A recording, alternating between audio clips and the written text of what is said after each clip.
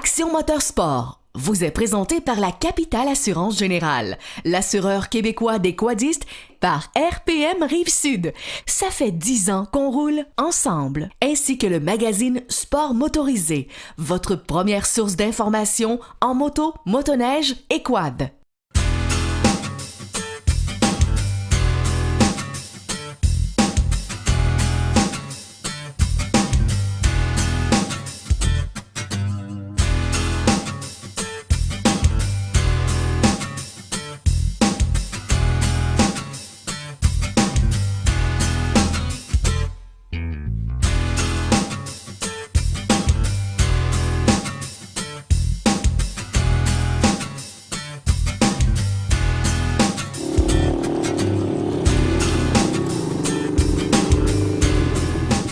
Aujourd'hui, Action Motorsport, on a de la vraie machine pour vous. Un 3 roues 84 200 ES, le nouveau modèle de Honda.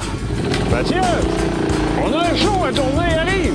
Ben lâche la bebelle, là, on a un show à tourner, viens-t'en! Il roule tellement bien! Oh, je sais bien, Mathieu, là, regarde. Écoute, regarde ça, là. OK, C'est bon.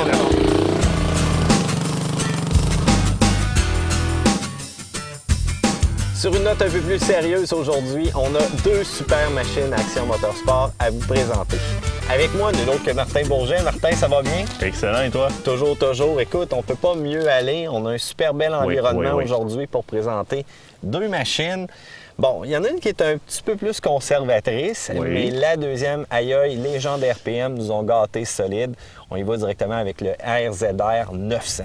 Oh oui. Puis en plus, au premier coup d'œil, quand on tourne la clé, là, ça sonne. Ça sonne. Ça sonne. Fait que c'est aucunement stock. Je vous réserve les spécifications pour un petit peu plus tard. Premier coup d'œil sur le Grizzly, Martin, de ton côté. Ben écoute, bonne machine. J'ai beaucoup d'appréhension sur le Grizzly. Bonne machine. C'est le moteur le plus puissant quand même de Yamaha, qui a été mis dans le frame le plus rigide. On va le mettre au test. On est dans le sable, ça tombe bien. On va le faire travailler. Et travailler, c'est pas une machine, par exemple, qui est faite pour faire des sauts ou quelque chose du genre, mais je te dirais que c'est là qu'on va voir comment que la traction va être sollicitée, puis même le débattement de suspension. Yamaha est reconnu pour avoir des machines extrêmement fiables sur le marché, sinon les plus fiables. La qualité d'assemblage aussi. Écoute, j'ai des oncles qui en ont depuis des années. Tu sais, les vieux Moto 4, là. Oui. Donc ça, c'est, mis à part la couleur là, qui est défraîchie, là, puis les plastiques qui sont tout cassés, le reste, ils n'ont jamais touché à ça. Ça fonctionne encore très bien. Effectivement. Fait que Yamaha, là-dessus, assure vraiment.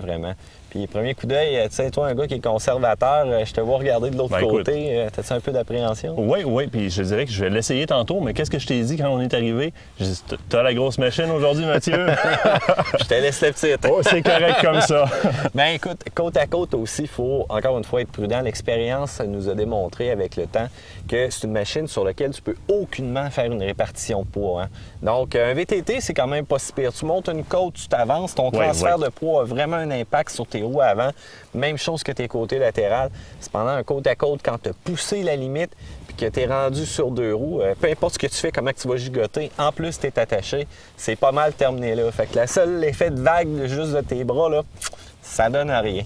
Donc, c'est un environnement qui, d'après moi, peut nous réserver quelques petites surprises. Donc, le premier conseil, je pense qu'on peut se donner, c'est vraiment d'aller faire un repérage pour être sûr, voir les buts, voir qu'il n'y a pas d'obstacle en dessous ou encore parfois même des virages serrés là, qui seraient aveugles. Fait que je pense qu'on peut déjà tourner la clé puis voir nos premières impressions. On va voir. Fait que je te laisse celui-là. Yes. D'accord, let's go! Let's go!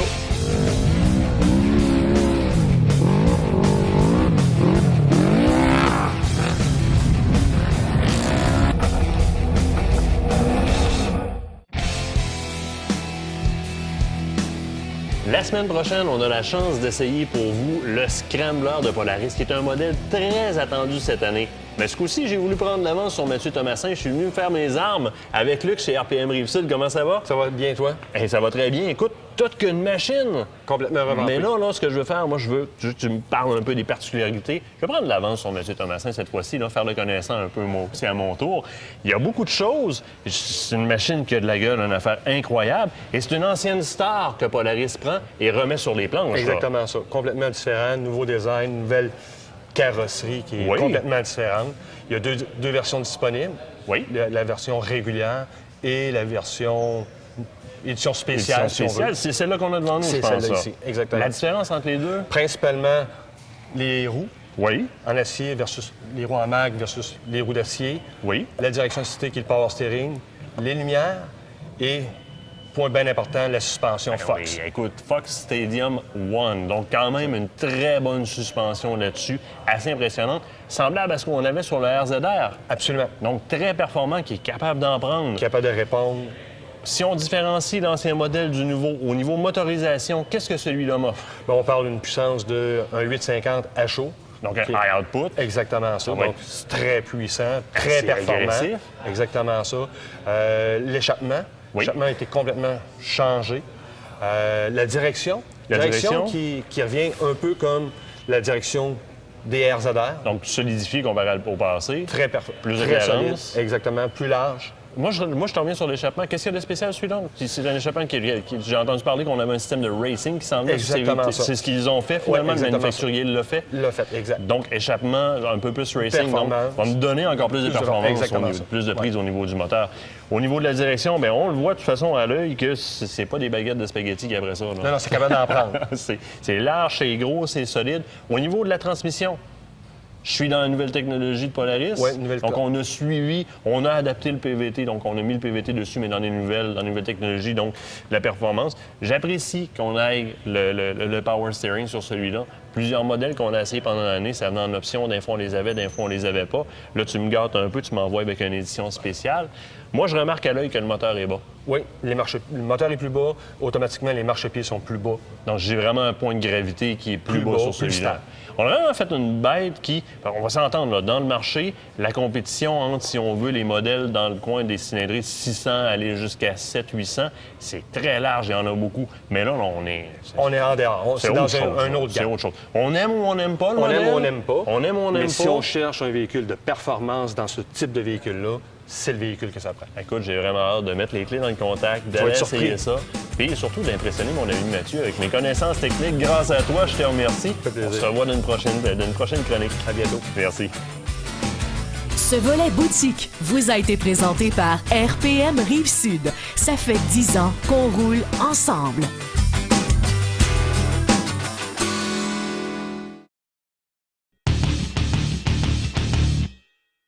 L'essai de la semaine vous est présenté par RPM Rive-Sud. Ça fait 10 ans qu'on roule ensemble.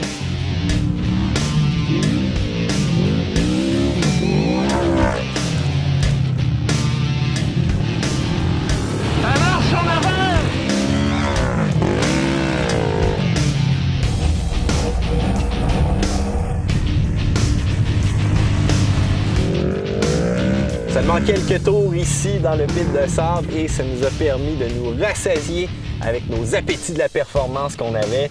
Martin, c'est toute une machine. Ben, écoute. À l'accélération, on se sent calé dans les bancs directement comme ça, puis hop, ça part.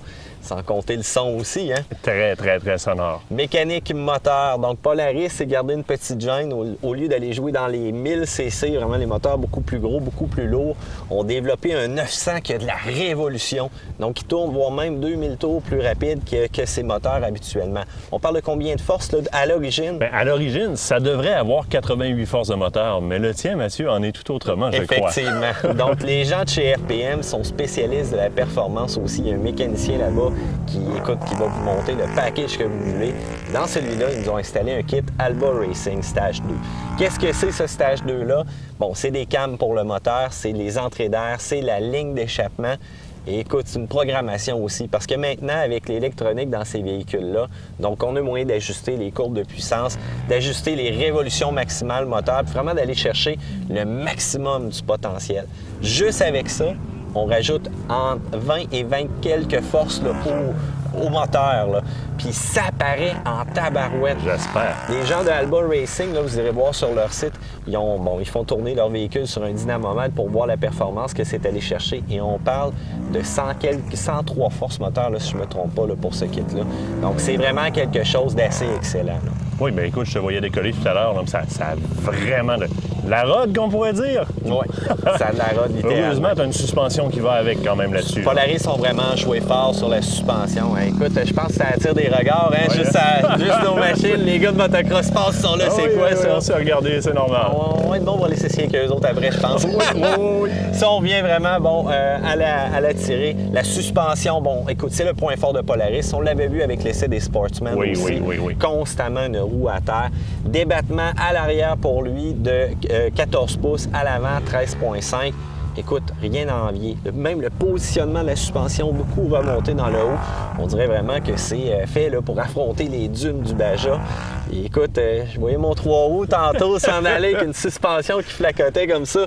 Moi, j'étais là puis je parlais à la file à côté comme si de rien n'était. Puis écoute, ça travaille. Oui, là, suspension fou, faite quand même par Fox Racing là-dessus. Là. Effectivement. Ajustable aussi en plusieurs points. Sans outils? Sans outils, tout simplement. Des petits cliquetis comme ça. Et voilà, c'est réglé. 2-3 tours. Donc, pour ici, un sentier, moi, je te l'ai toujours dit, je les préfère un peu plus mous pour vraiment aller m'appuyer là, dans les virages. Donc, c'est vraiment l'idéal d'un véhicule comme ça. Traction intégrale, encore une fois, de Polaris qui donne un bon rendement. Pas besoin d'avoir de verrouilleur ou rien. Donc, c'est sûr qu'ici, le fun, par exemple, c'est sur 2 roues motrices. C'est sûr et certain. Tu as un boîtier de vitesse qui est très allégé là-dessus? Oui, effectivement. Donc, on a joué un compromis sur le poids de la machine au global, mais elle est reconnue quand même comme étant un des boîtiers de vitesse les plus performants dans cette catégorie-là. Puis, il faut dire aussi que le poids est important sur une machine comme ça. Lorsqu'on vient en sentier, en pite de sable, comme on dit, pour faire des sauts, on ne veut pas que le devant se mette à tomber comme ça ou encore être déstabilisé à cause d'une mauvaise répartition de poids. On veut vraiment quelque chose d'égal. Puis en plus, il y a une tonne d'accessoires qu'on a rajoutés sur lui, que ce soit au niveau de l'éclairage. Même l'éclairage d'origine d'ailleurs qui emploie du LED. Je te dirais que pour avoir roulé un petit peu de soirée là, brunante et tout dernièrement avec, là, juste allumer les lumières, puis ça fait un très bel éclairage. Polaris voulait représenter la lumière du soleil avec ça là, quand j'ai lu là, les spécifications. Écoute, la protection aussi, les portes, écoute, ça, je m'en passerais pas. Sérieusement, bon, il y a plusieurs côte à côte qui ne l'offrent pas et je me demande pourquoi. Et en plus, celle-ci, avec un fini brossé, t'as pas peur de te promener en forêt, que les branches frottent. On est loin du filet, là. Oui, effectivement. Puis d'avoir, oublié les graphiques là, avec celui-là, oublie les déchirures de filet, rien du tout. Super beau, toit, pare-brise, radio en plus. Tu as des belles roues sur celui-là aussi. Oui, ceux-là ne sont pas d'origine, par exemple. Non, donc, faut si tu regardes là, les pneus, pas tout à fait adaptés à un terrain de sable mou comme celui-ci, ni de boue. C'est pas là qu'on va performer. Cependant, là, sur, on dirait une route de gravelle ou encore du sable dur, aïe, ça mord. C'est une machine qu'à la limite, on n'aurait pas peur d'amener faire un tour sur le genre de piste de motocross qu'on a déjà été ensemble. À la limite, c'est le type de machine qui pourrait l'endurer. Oui, effectivement, ça pourrait en prendre en masse. Puis d'ailleurs, je pense qu'on va retourner rouler un petit peu. Oui. Puis là, ben écoute, Martin, je te le laisse parce qu'il faut quand même que je termine mon essai du Grizzly là, pour l'essayer un peu puis ramener mon avis après aussi. Fait qu'écoute, sois prudent. Oui. Vas-y mollo. Fais attention, puis d'après moi, ça devrait bien aller. Tu sais que des deux, je suis toujours le plus prudent. T'as bien raison. Allez, on y va. Yes.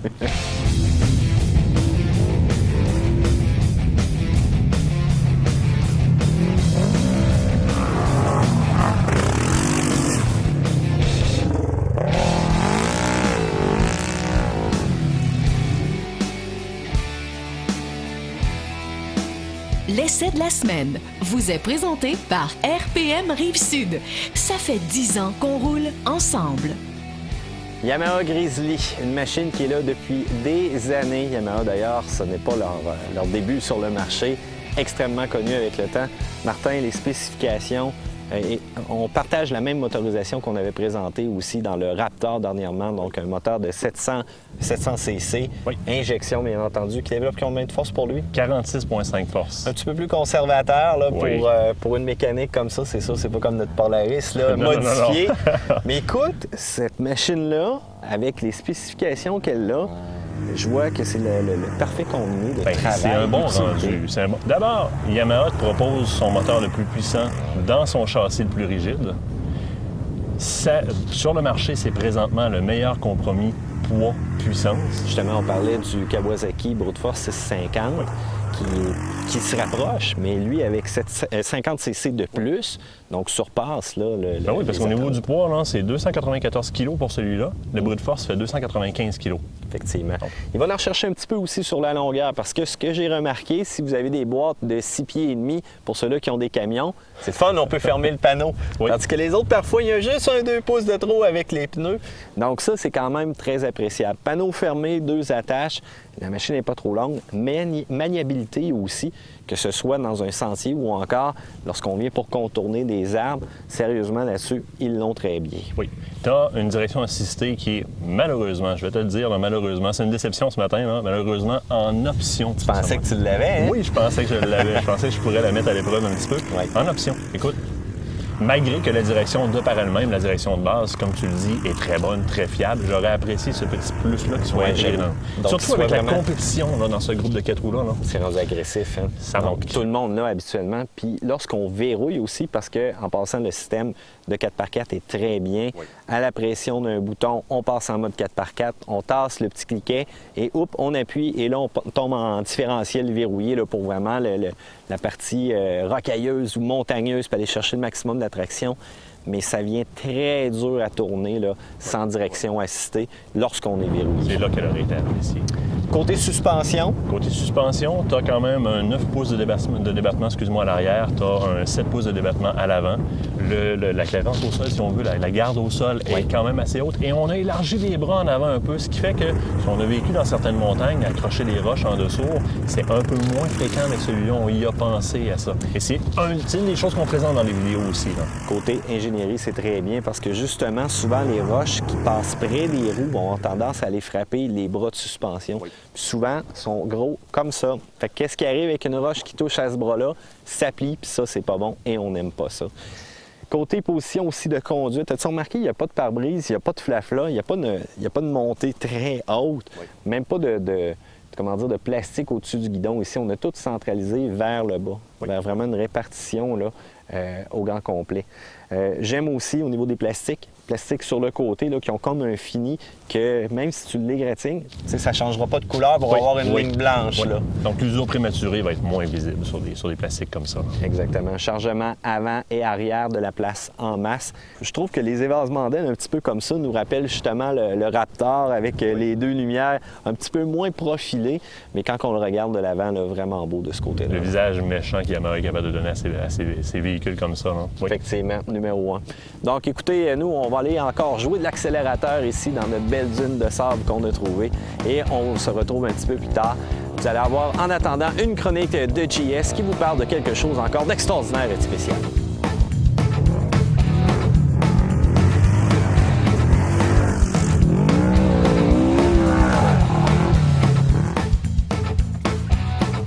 Flash Web vous est présenté par Extreme Machines. Toutes les marques, tous les modèles, prix imbattable, service impeccable.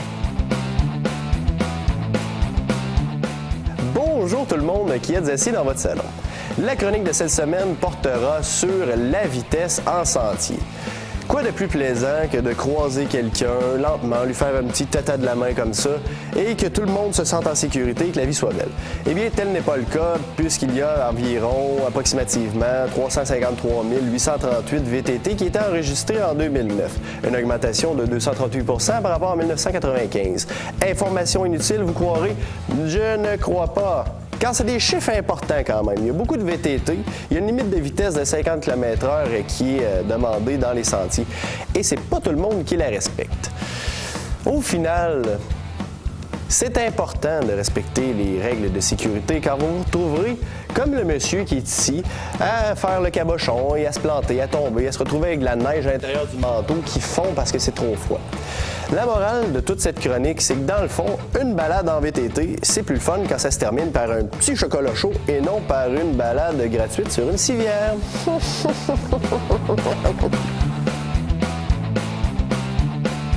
ADM Sport, leader en vêtements, pièces et accessoires, vous offre la chance de remporter un chèque cadeau d'une valeur de 500 $ à dépenser sur place. Pour participer, remplissez le formulaire sur le site de Télémag dans l'émission AMS VTT Motoneige. Tirage le 12 décembre. Bonne chance!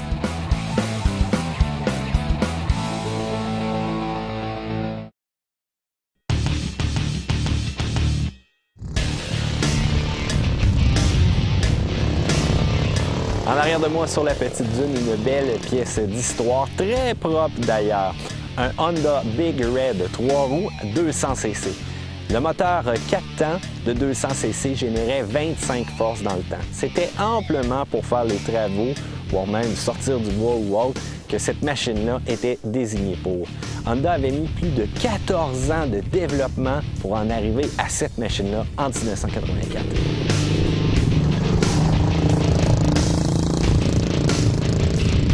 Ce VTT muni de 5 vitesses. On y va avec un mode qui est semi-automatique. Ce qui veut dire, on appuie sur l'accélérateur, on relâche, on lève le levier de vitesse et voilà, on est enclenché et on rappuie. La vitesse s'ensuit.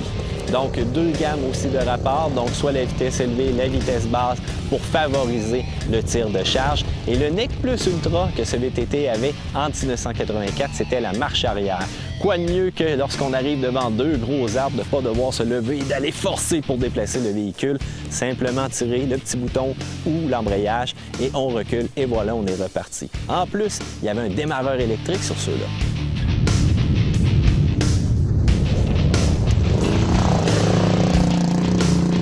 Ne cherchez pas les grands débattements de suspension sur ce véhicule-là, c'est quand même assez limité. Cependant, il faut dire que les gros pneus aussi permettent de l'amortissement à ce véhicule-là. Côté ergonomie, très simple, donc rack en avant, rack en arrière, pas trop de protection. Il faut dire que les 3 roues aussi avaient une mauvaise réputation lorsqu'on entrait dans un virage trop agressivement de se retourner sur le côté, ce qui a fait aussi qu'on s'est dirigé vers les 4 roues pour Honda. Machine extrêmement fiable. Côté moteur, les seuls petits problèmes qu'on pouvait avoir avec le temps, c'était la tête qui pouvait commencer à couler. Cependant, on fait notre changement d'huile régulièrement, on s'assure qu'il y en a plein et c'est une machine qui va durer extrêmement longtemps. Pourquoi prendre un 3 roues pour certains? Parfois pour la légèreté. Lorsqu'on se promène en sentier, c'est très maniable. On respire, on lève, on tasse la machine et on est reparti. Belle pièce d'histoire qu'Honda nous donne ici. D'ailleurs, ça me donne le goût de tourner la clé et de partir avec tout simplement. Il part comme un chat.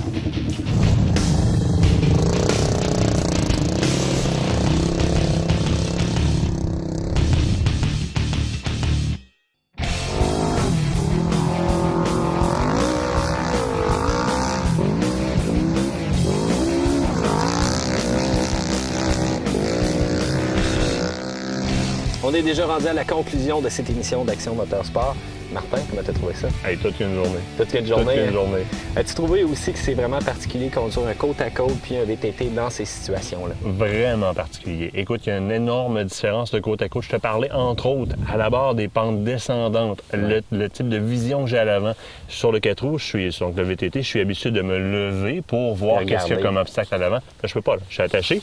Et puis, il y a toute la partie avant du véhicule qui m'empêche. Il faut vraiment que j'arrête le véhicule si je veux être sécuritaire pour le faire. C'est pourquoi que je te disais que la première partie du repérage aussi, quand on va en sentier, voire même quand on va dans un endroit sablonneux comme ça, avec des dunes, des montagnes, des virages aveugles, comme on dit, l'importance du repérage, de passer une première fois dans un sentier lentement, puis après ça, OK, ouvrir la machine un petit peu plus, surtout avec des machines de performance comme ça. Fait que tes côtés j'aime pas avec notre fameux Grizzly 700? Écoute, j'étais pas sûr en début de journée. Je t'ai parlé un petit peu même de mes inquiétudes la première fois que j'ai mis la main dessus en montant ici. Je l'ai comparé à d'autres du marché.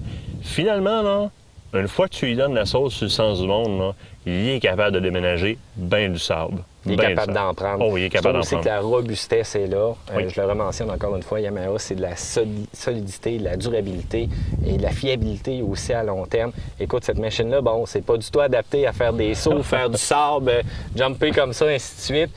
Écoute, je pense qu'elle était capable d'en prendre en masse. J'aurais aimé cependant un petit peu plus de traction de la part des pneus. J'ai trouvé que, bon, il n'y avait pas nécessairement de mordant dans une situation comme ça. Je dirais carrément aucune agressivité pour ce qu'on faisait aujourd'hui. Par contre, tu vois, une fois bien chaussé, ce qui est super trippant avec, c'est la facilité, le système on-demand. Oui. On en a parlé au début de l'émission, je l'ai mis en application, là où est-ce que j'en avais de besoin, ou tout simplement pour l'essayer. Clic, 4 roues, clic, 2 roues, tasse le petit truc de plastique, clic, on barre le différentiel. On peut le faire travailler en terrain plus montagneux, plus dur un peu. Effectivement, besoin cependant d'une direction assistée, s'il vous plaît. On est à l'heure de ça. Mais écoute, pour le prix, la fiabilité, c'est une machine que tu vas acheter une fois puis que tu vas garder pendant des années, puis tu n'auras rien à mettre dessus à part des pattes de break puis de l'huile. Écoute, je pense qu'on ne peut pas faire un meilleur compromis là-dessus. Exactement. Quant à la bête... Tu veux dire quoi d'autre de plus que ça? C'est Ça n'a incroyable. littéralement aucun sens. oui, Sérieusement, là, c'est vraiment la machine que j'ai touchée là, qui est le plus violent à date. Oui. Sérieusement, la suspension. Je te le dis, il y a des fois que je prenais un saut, je me fermais les yeux, j'étais là, que ça va cogner. Oups, je redescendais comme ça. Ah oui. Je dois t'avouer que j'étais allé une couple de fois au fond de la suspension. Avec un meilleur ajustement, puis écoute, une préparation pour une partie comme ici, Oui. avoir mis un peu plus dur. D'ailleurs, on a eu la chance d'avoir une passagère pour un petit court Oui. laps de temps. Oui. Donc, juste le fait qu'elle soit à bord, quand même, que c'est un 100 livres mouillé, comme on dit, ça change totalement la dynamique du véhicule. Même la stabilité, même mes courbes, je les prenais plus pareil non plus. Donc, j'aurais aimé avoir le temps d'ajuster cette suspension-là, travailler tous les ajustements possibles que ce véhicule-là peut Si on m'offrir. revient au contrepoids que tu parlais en début d'émission, ton comportement sur un VTT par rapport à Oui. le comportement ce qui veut dire tu as vécu l'expérience avec un passager, tu viens un peu combler ce vide-là, malgré que au moins tu te donnes une stabilité. Tu peux pas la travailler, dire, hey, tasse-toi dans la porte, mais tu as au moins une stabilité supplémentaire. Stabilité en saut pour que ça reste égal, comme on Oui, dit. oui. Mais encore là, écoute, suspension phénoménale, puissance phénoménale. Un point négatif, sérieusement, j'en ai quasiment pas. J'en ai pas. Non. Le mot quasiment s'applique pas là, j'en ai pas. Merci aux gens d'RPM Rive-Sud, parce Oui. que c'est grâce à eux, grâce à leurs mécanos aussi, qui sont spécialisés dans des pièces de performance comme ça, qui ont pu mettre un petit kit là, pour aller chercher le maximum de la puissance. De la pédale, 86 000 à l'heure en passant que ça roule cette machine-là. J'ai regardé le tableau de bord, puis je disais, hey, voyons, il me semble que ça roule pas 60, puis j'ai de l'air à rouler plus que ça. Jusqu'à temps que je me rende compte que les gars l'avaient mis en 1000 à l'heure pour justement voir mieux là, la vitesse, là, parce que c'est pas trop long que le 120 Oui. est atteint là, avec cette machine-là. Je te remercie, Martin, pour la belle journée qu'on a passée aujourd'hui. Écoute, on reprend ça quand tu veux. Super. Quant à nous, c'est déjà la fin d'Action Moteur-Sport. Je vous rappelle la page Facebook, le petit bouton like en haut, là, cliquez dessus, montrez-nous que vous êtes fan de l'émission. Puis profitez-en aussi pour échanger avec tous les passionnés qui se retrouvent sur cette page-là. Parlez VTT, posez des questions. On va en profiter nous aussi pour répondre aux interrogations que vous auriez. Quant à nous, c'est déjà la fin, donc on vous dit à la semaine prochaine pour une autre émission d'Action Moteur-Sport.